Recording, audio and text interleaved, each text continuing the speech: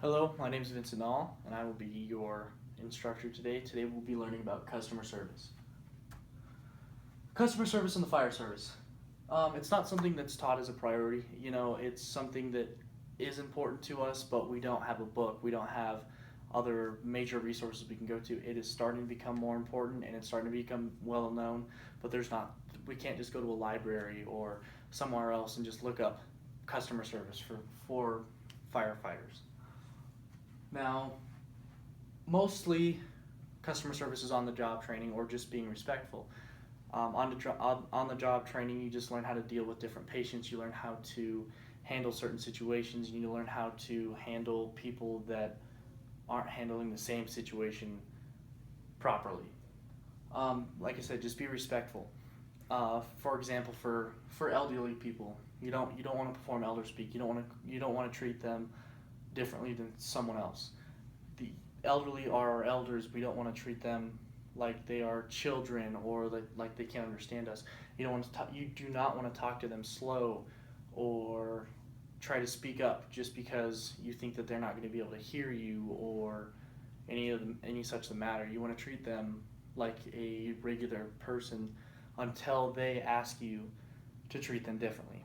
You don't want to call them honey or any of the other out of or any terms that might make them feel offended, or you don't want to treat them like buddy when you're trying to be serious and have a decent conversation. This also goes with kids and individuals with disabilities. Kids and anyone else that you're talking to, you don't want to talk like a scientist. You don't want to start throwing around all the technical terms for every little thing that's going on. You don't want them to seem like you don't want to make them belittle them, or you don't want to make them, not understand what's going on. You want to talk to them as simple as possible, and you want to make sure that they completely understand what's going on, so they aren't frightened or scared of you. And that same thing goes with people with disabilities. With people with disabilities,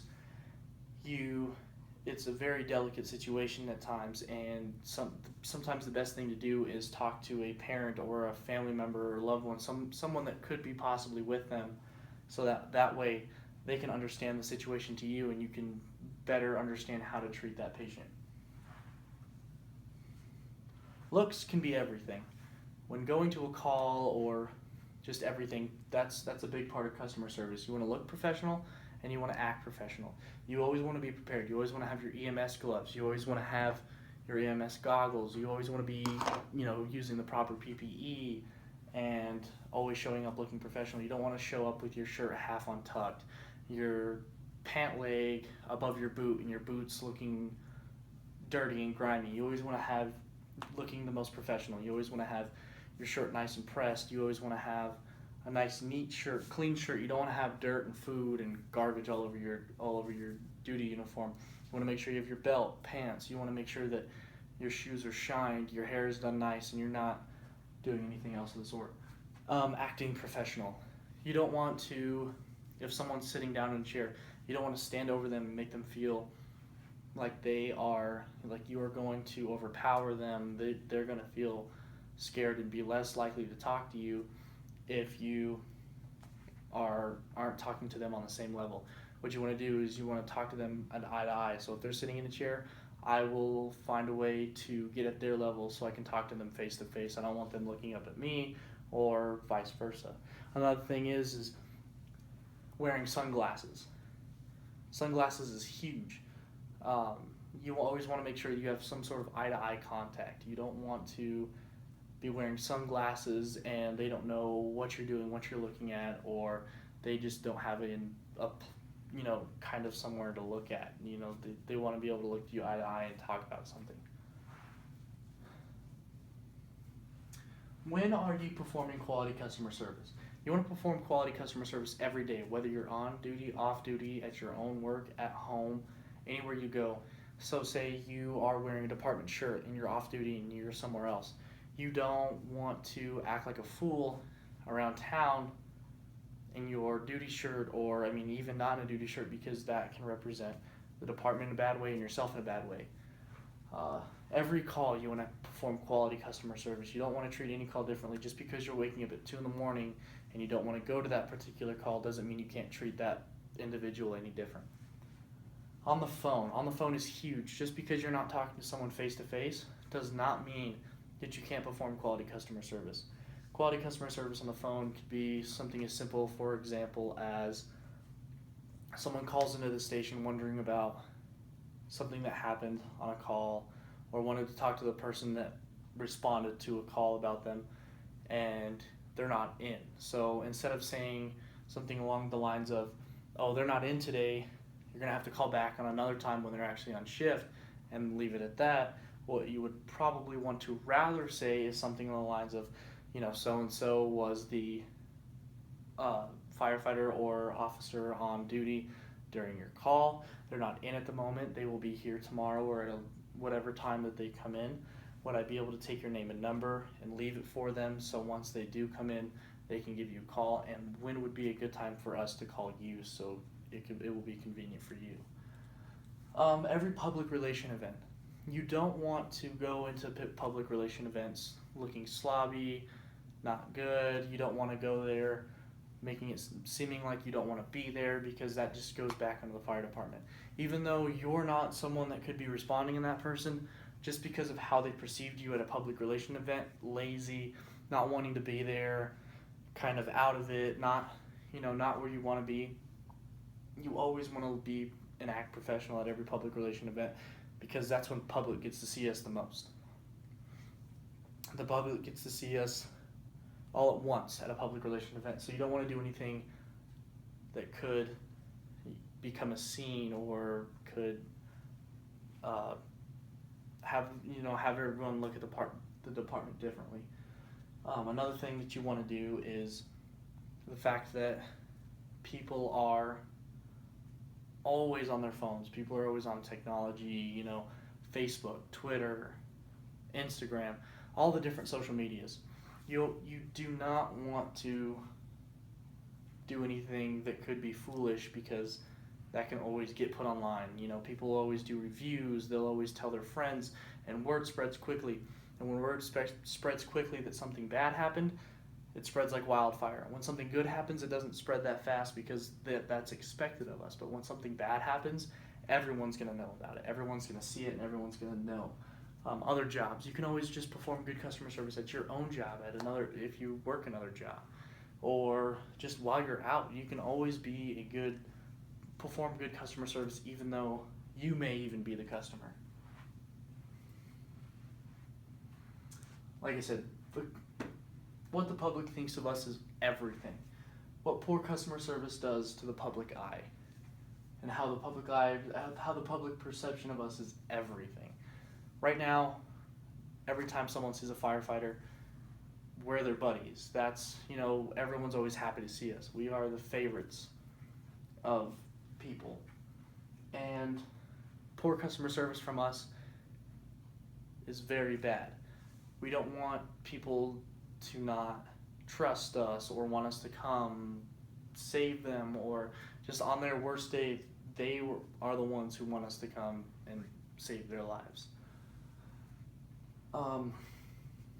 And you just always want, like I said, everyone's always online. So if something bad happens, everyone else is always going to know about it. How to handle a disgruntled customer.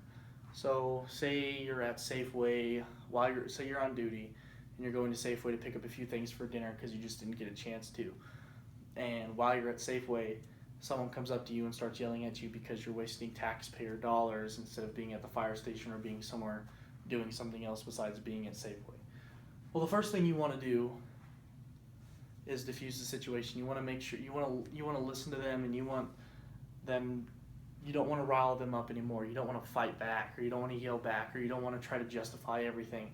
What you want to do is you want to try to diffuse that situation as much as possible, and try to get that person as calm as you can.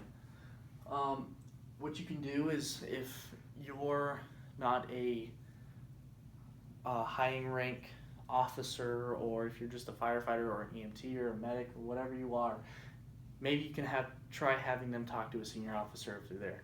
Maybe a lieutenant or a captain or someone who can better answer their question for you. Because the last thing you want to do is answer a question that you don't know.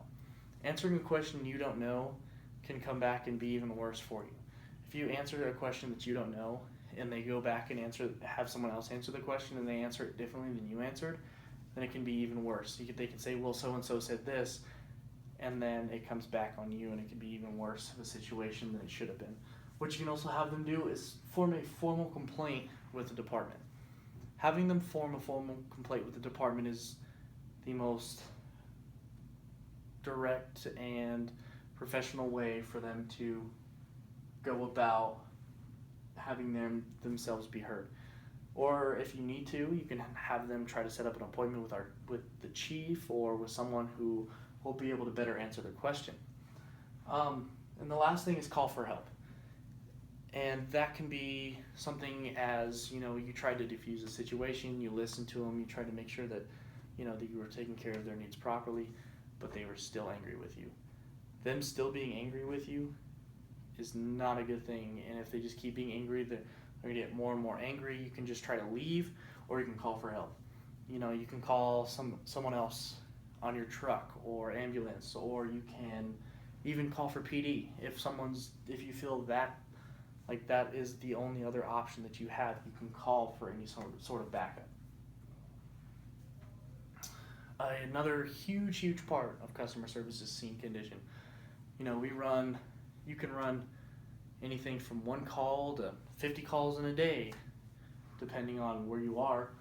And you just always want to make sure that you leave your scene in good condition, maybe even in better condition than you got there in. Say you go to someone with breathing problems or someone with chest pain, and what you're going to do is you're going to put them on the EKG, you're put them on the machine and see how they're doing.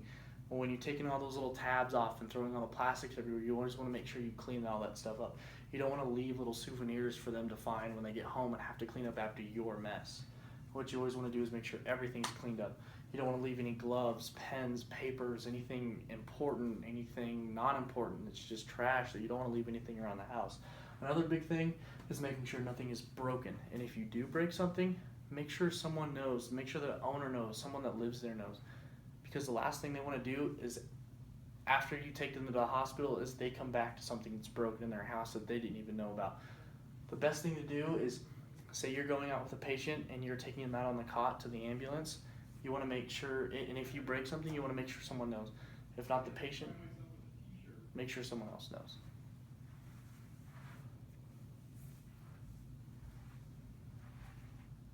That's just a very important part of our job. And there's my resources. And thank you for listening to my class, and thank you very much.